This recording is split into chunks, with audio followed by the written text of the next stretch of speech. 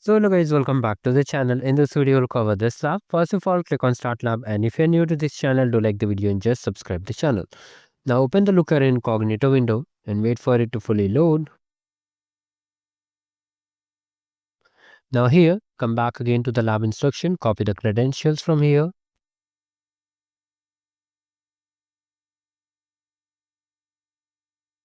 Just click on this checkbox and just click on it.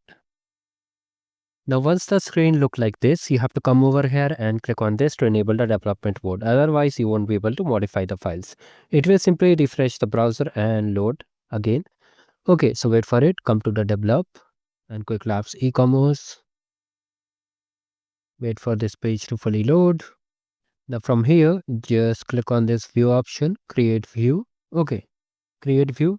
And for the name, you can see this is the name users limited. So just copy it carefully. Paste the name over here, click on create, wait for the look to get created. Now what you need to do, we have to just double click over here and replace the entire content. Come back again to the GitHub repo, select the content, paste over here, save it. After that, come to the model, training underscore e-commerce. Once it is open, remove the entire content.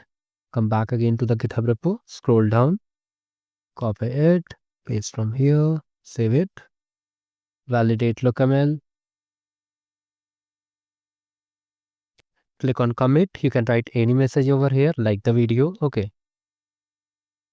And after that, simply deploy to production. Now all things are done.